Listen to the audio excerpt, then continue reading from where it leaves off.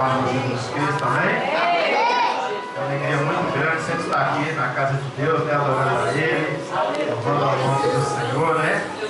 Vamos abrir a palavra de Deus lá em João 4. Beleza? João 4. Ô, glória! À vontade, Nós vamos papai! ler 1 ao 30, amém? Depois nós vamos saltar do 39 ao 42. Glória a Deus, aleluias. Louvado e agradecido seja o nome do Senhor nessa noite. Amém? João 4. Em algumas traduções vai estar diferente, mas vamos seguir aqui, né? Jesus conversa com a mulher samaritana. João 4. Versículo 1. Os fariseus ouviram falar que Jesus estava fazendo e batizando mais discípulos do que João, embora fosse Jesus quem batizasse, mas os seus discípulos. Quando o Senhor ficou sabendo disso, saiu da Judéia e voltou uma vez à Galiléia. Era-lhe necessário passar por Samaria. Assim chegou a uma cidade de Samaria chamada Sicar, perto das terras de Jacó, dera seu filho José. Havia ali o poço de Jacó. Jesus, cansado da viagem, sentou-se à beira do poço. Isso se deu por volta do meio-dia. Versículo 7. Nisso veio uma mulher samaritana tirar água. Disse-lhe Jesus: deu-me um pouco de água. Os seus discípulos tinham ido à cidade comprar comida. A mulher samaritana lhe perguntou: como o Senhor, sendo judeu, pede a mim, uma samaritana, água para beber? Pois os judeus não se dão bem com os samaritanos. Jesus lhe respondeu: se você conhecesse o dom de Deus e quem está lhe pedindo água, você lhe teria pedido e dele receberia água viva. Versículo 11. Disse a mulher: o Senhor não tem com que tirar água e o poço é fundo. Onde pode conseguir essa água viva? Acaso o Senhor é maior do que o nosso pai Jacó, que nos deu o poço, do qual ele mesmo bebeu, bem como seus filhos e seu gado? Jesus lhe respondeu: quem beber dessa água terá sede outra vez, mas quem beber da água que eu lhe der nunca mais terá sede. Ao contrário, a água que eu lhe der se tornará nele uma fonte de água a jorrar para a vida eterna. 15. A mulher lhe disse: Senhor, dê-me dessa água para que eu não tenha mais sede, nem precise voltar aqui para tirar água. Ele lhe disse: vá, chame o seu marido e volte. Não tenho marido, respondeu ela. Disse-lhe Jesus: você falou corretamente, dizendo que não tem marido. O fato é que você já teve 5, e o homem com quem agora vive não é seu marido. O que você acabou de dizer é verdade. Disse a mulher: Senhor, vejo que é profeta. Nossos antepassados adoraram neste monte, mas vocês, judeus, dizem que Jerusalém é o lugar onde se deve adorar. Jesus declarou: creia em mim, mulher. Está próxima a hora que vocês não adorarão o Pai nem neste monte, nem em Jerusalém. Vocês, samaritanos, adoram o que não conhecem. Nós adoramos o que conhecemos, pois a salvação vem junto dos judeus.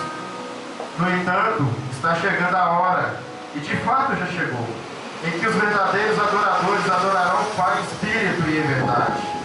São estes adoradores que o Pai procura. Deus é espírito, e é necessário que os seus adoradores adorem em espírito e em verdade. 25. Disse a mulher: eu sei que o Messias, chamado Cristo, está para vir. Quando ele vier, explicará tudo para nós. Então Jesus declarou: eu sou o Messias, e eu sou o que estou falando por você. No 27. Naquele momento, os discípulos voltaram e ficaram surpresos ao encontrá-lo conversando com a mulher, mas ninguém lhe perguntou o que quer saber ou por que está conversando com ela. Então, deixando o seu cântaro, a mulher voltou à cidade e disse ao povo: venham ver o homem que me disse tudo o que tem feito. Será que ele não é Cristo? Então saíram da cidade e foram para onde ele estava. Enquanto isso, os discípulos insistiram com ele: mestre, coma alguma coisa. Mas ele lhe disse: tenho algo para comer que vocês não conhecem. Então os seus discípulos disseram uns aos outros: será que alguém lhe trouxe comida? No 34 disse Jesus: a minha comida é fazer a vontade daquele que me enviou a concluir a sua obra. Vocês não dizem: daqui a 4 meses haverá colheita? Eu digo a vocês: abram os olhos e vejam os campos, eles estão maduros para a colheita. Aquele que colhe já recebe o seu salário e colhe fruto para a vida eterna, de forma que se alegram junto com os que semeiam e colhem, assim verdadeiro o ditado: um semeia, o outro colhe. Eu os enviei para colherem o que vocês não cultivaram. Outros realizam o trabalho árduo e vocês vieram a usufruir do trabalho deles. Do 39 ao 42. Muitos samaritanos daquela cidade creram nele, por causa do seguinte testemunho dado pela mulher: ele me disse tudo o que tenho feito. Assim, quando se aproximaram dele, os samaritanos insistiram em que ficassem com ele, e ele ficou 2 dias. E por causa da sua palavra, muitos outros creram e disseram à mulher: agora cremos não somente por causa do que você disse, pois nós mesmos o ouvimos e sabemos que este é realmente o Salvador do mundo. Amém? Glória a Deus. Podem se aceitar. Eu vou agradecido seja o nome do Senhor. Irmãos, aqui eu quero ministrar sobre as estratégias de Jesus para alcançar pessoas, sobre evangelismo. Nós falamos muito sobre evangelismo, né? E há uma direção aos evangelistas para levar o evangelho. Mas eu acredito que alguns irmãos aqui devem encontrar em sua caminhada pessoas de vários tipos para se pregar a palavra. Tem gente que é mais fácil, tem uma conversão mais fácil, uma aceitação mais fácil. Tem gente que é mais duro, é bater em pedra e bater com força para jorrar água, porque é difícil. Eu quero iniciar o texto aqui com uma comparação, que lá no capítulo 3 a gente vê Nicodemos chegando até Jesus à noite para dar uma conversa com Jesus, para entender que o evangelho é esse que Jesus pregava. Jesus fala com ele que era necessário nascer de novo para usufruir dessa água viva. Glória a Deus. Se vocês voltarem no capítulo 3, vocês vão entender o que eu estou falando aqui. E no 4 a gente vê Jesus ao meio-dia se encontrando com uma mulher samaritana. E eu quero que a gente venha entender um pouco mais desse texto. Iniciando aqui no capítulo 4, Jesus começa falando, o texto começa falando o seguinte: os fariseus ouviram falar que Jesus estava fazendo e batizando mais discípulos que João Batista, embora não fosse Jesus quem batizasse, mas os seus discípulos. Observe o seguinte: os fariseus começaram a ficar incomodados com Jesus. E o texto é bem claro que fala que não é Jesus que batizava, mas mesmo assim estava incomodando eles, porque ele já tinha dado a direção aos seus discípulos e já estavam sabendo o que fazer. Eles já estavam batizando. E observa que essa inveja, ela não parte de pessoas que não conhecem a palavra. Ela parte de conhecedores da palavra, que são os fariseus. Eles começaram a ficar incomodados porque a obra deles não estava gerando frutos igual Jesus estava gerando. A soberba do homem. Hoje nós vemos isso em muita igreja. Quantos membros tem na sua igreja? Qual o valor do dízimo que é dado na sua igreja? Você já sabe, já deve ter ouvido isso. Mas em momento nenhum, ou poucas vezes ouvimos: quantos se converteram? Quantos de coração estão lá na obra? Quantos de coração verdadeiro vão lá buscar Deus? E Jesus não estava preocupado com isso. Jesus queria aproveitar o seu tempo de caminhada aqui na terra para alcançar o máximo possível daquelas pessoas. Ele o tempo inteiro ele pregava sobre o reino de Deus e sobre a segunda vinda dele. A segunda vinda dele para que as pessoas que estavam ali crescem que ele era o Messias, o Messias verdadeiro. Nicodemos foi até lá à noite por alguns motivos. Um deles é o cargo que ele exercia ali no meio dos fariseus, para que não fosse envergonhado. fora do rosto da multidão, uma conversa particular. Mas Jesus faz o oposto ao que Nicodemos estava fazendo. Ele vai ao meio-dia, naquele caminho, encontra com a samaritana. E eu quero entrar nesse texto com vocês um pouco mais. Quando o Senhor ficou sabendo disso, saiu da Judéia e voltou uma vez para a Galiléia. Jesus ele percorre o caminho até ali a Galiléia. E esse caminho, existiam 3 caminhos para ele fazer. E ele escolhe o caminho mais rápido e mais perigoso, que passava por Samaria. E por que esse caminho era perigoso? Porque ali ele iria se encontrar com os samaritanos. E para quem conhece a palavra, sabe que os samaritanos não se davam bem com os judeus. Sabe que ali no meio deles havia um racha entre eles. Havia divisão entre o povo judeu. E os samaritanos eram um povo misturado. Não era um povo puro. Era um povo que se causava vergonha para os judeus. E para a gente entender um pouco dessa história, do porquê Jesus escolhe esse caminho, que aqui ainda fala, aqui no versículo 4, era necessário passar por Samaria. 722 anos antes da vida de Jesus, Sargão II invade Samaria, acaba com Samaria e leva o povo cativo, o povo judeu. E ele conquista outros reinos e mistura com esse povo. E Sargão II era um rei sagaz, era um rei sábio, ele não era burro. Ele sabia que para você acabar com o povo, o primeiro passo é acabar com sua cultura. Quando o Brasil foi conquistado, tinha os índios aqui. E eles tinham suas culturas, suas formas de adoração e os seus deuses. E os portugueses trouxeram a Bíblia, trouxeram o meio de adoração deles e começaram a interferir na cultura indígena para que a visão deles de povo fosse implantada. Era o que estava acontecendo com os samaritanos. Só que o povo judeu daquela época, assim como o cristão verdadeiro hoje, ele sabia a quem realmente adorar, ele não se desviava facilmente. Ele não sofria influência facilmente. E Sargão misturou ele com povos idólatras. E aí eu faço uma pergunta para vocês. Imagine nós aqui no Brasil. Aí nós somos conquistados por uma outra nação. Tudo que a gente crê como a palavra de Deus não pode ser mais pregada, não pode ser mais feita. Imagine cada família aqui separada e incluída num país diferente. Vamos pegar uma África da vida, onde a cultura espírita é muito forte. Imagine você no meio de uma aldeia dessa, tentando adorar a Deus. Às vezes, pela sua fé, pela sua firmeza, você iria conseguir educar seus filhos. Mas isso não garante que as gerações posteriores conseguiriam manter isso. Você tem um exemplo de Salomão. A divisão começou na época de Salomão.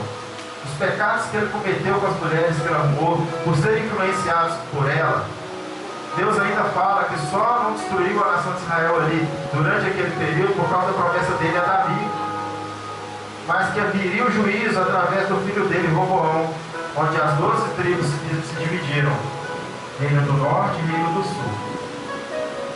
E após essa data nunca mais ouviu-se falar da união das 12 tribos. E vem Sargão II e conquista Samaria e faz toda essa destruição. E logo depois, um pouco tempo depois, vem Nabucodonosor e conquista todo o reino do sul. Eu já vi o tempo. E conquista todo o reino. E leva o povo de Israel cativo, o povo judeu, e fica lá preso.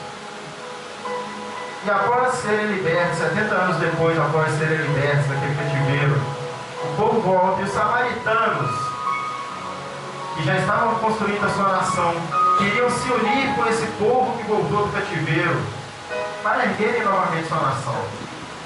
Mas aí vem o orgulho religioso. Eu sei mais do que o irmão, eu prego mais que ele, eu conheço a palavra mais que ele, eu não vou misturar com você não. Sua palavra não serve para mim. É o que o povo judeu fez. O povo judeu reconstruiu Israel, reconstruiu o templo, mas não se misturou mais com os samaritanos. Isso enfureceu os samaritanos.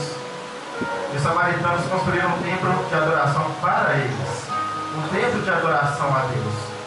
E é por isso que a mulher samaritana fala com Jesus: nosso povo já adorou nesse monte, mas o povo de Israel fala que aqui não é local de adoração, adoração é no templo. Mas ali já havia 2 templos já. 2 locais de adoração por causa de divisões. E Jesus vem aqui quebrar preconceitos, paradigmas no meio desse povo. Isso hoje acontece, irmão. Não é diferente daquela época. A gente prega sobre a nação de Israel, a gente prega sobre o que Jesus está ensinando, mas nada mudou. Todas as vezes que pastor de casa tem ouvido, vai então a igreja que lá é melhor. Eu já ouvi isso. Eu creio que muitos irmãos aqui já ouviram. Irmãos, Jesus não escolhe onde ele quer para estar presente, não. Ele escolhe um coração verdadeiro, contrito. Aleluia, Deus! Não é o local que faz adoração a Deus, não é o seu coração. Verdade, Jesus. Observa que Nicodemos era um conhecedor da palavra. Ele detinha o conhecimento. Ele tinha autoridade para ler as Escrituras e pregar o Evangelho. Mas ele estava não entendendo o que Jesus falava. Lê o texto. Lê aqui o capítulo 3, você vai perceber que Jesus questiona ele. Ele não entende o que está sendo dito. E da mesma forma a mulher samaritana. Mas Jesus usa táticas diferentes. Jesus usa a sabedoria num nível que pudesse dar entendimento à Nabucodonosor e colocar ele em dúvida sobre aquilo que ela achava que era fé. Da mesma forma a mulher samaritana. Ele usa uma tática maravilhosa para se aproximar dela. Lá no 7 fala assim: nisso veio a mulher samaritana tirar água. Disse-lhe Jesus: dê-me um pouco de água. Jesus usa de simpatia. Isso é simpatia, é humildade. É você não ter vergonha de pedir. É você não fazer discriminação a quem você pede. E Jesus não pede água porque ele queria exatamente a água. Observa que ele veio por esse caminho com um propósito. Era necessário que ele passasse Samaria. Irmãos, para o Evangelho de Cristo, a passagem dele para Samaria para chegar onde ele precisava, não tinha necessidade de passar por lá. A necessidade é porque Deus tinha um propósito para Jesus. E Jesus estava cumprindo esse propósito. Eu ia parar o texto aqui na leitura do 30 e continuei por causa disso, que Jesus fala para os apóstolos. Ele veio para obedecer àquele que o enviou. Ele não precisava comer porque Deus o alimentava. Deus colocava no coração dele aquilo que era necessário para que ele se mantivesse. E Jesus, falando com a mulher responde. A mulher samaritana lhe perguntou: como o senhor, sendo judeu, pede a mim, uma samaritana, água para beber, pois os judeus não se dão bem com os samaritanos? O texto já fala aqui. Eles não se davam bem. Havia uma divisão cultural. Havia uma divisão entre eles que não permitia eles se aproximarem para ter esse entendimento. E continuando, Jesus lhe respondeu: se você conhecesse o dom de Deus, e quem está pedindo água, você lhe teria pedido, e dele receberia água viva. Irmãos, discernimento do Espírito. Deus muitas vezes vai falar com a gente. Nós não vamos ver, nós não vamos enxergar, nós não vamos ouvir, mas Deus vai falar com você através do Espírito. Aleluia. O Espírito de Deus que habita em você. E quando Deus falar, tenha um coração humilde para ouvir. Não é nossa soberba, não é nossa arrogância. Eu falo isso porque a palavra era para todos nós, para mim, para chegar para cada um de vocês. A palavra tem que ser dita para todos. Porque a palavra de Deus ela é uma só, ela não muda. Ela não volta vazia. E esse entendimento, irmãos, ele é importante, porque isso coloca ali no coração da mulher uma curiosidade. Ela pergunta assim, lá no 11: o senhor não tem com que tirar água, e o poço é fundo. Onde posso conseguir essa água viva? Que água viva é essa que o senhor fala? Nós estamos num deserto seco. Nós estamos num local que é difícil arrumar água. A água vem de um lençol freático profundo. O poço no grego ali significa fé, que é a tradução para freático, vem do lençol freático. O poço de Jacó era fundo. Não tinha nem como se entrar nele para pegar água. E ela fica curiosa. Acaso o Senhor é maior que nosso pai Jacó, que nos deu o poço do qual ele mesmo bebeu, bem como seus filhos e seu gado? Ela tem uma referência para que Jesus se sentisse apertado a responder. O povo de Israel, irmão, eles se apegavam muito aos pais do Antigo Testamento. Eles tinham como referência Moisés, Jacó, Davi, Salomão. Eram referências fortes para eles. E para você contradizê-los, teria que ter uma bela argumentação. E Jesus responde o seguinte, lá no 13: quem beber dessa água terá sede outra vez, mas quem beber da água que eu lhe der, nunca mais terá sede. Ao contrário, a água que eu lhe der se tornará nele uma fonte de água a jorrar para a vida eterna. Glória a Deus.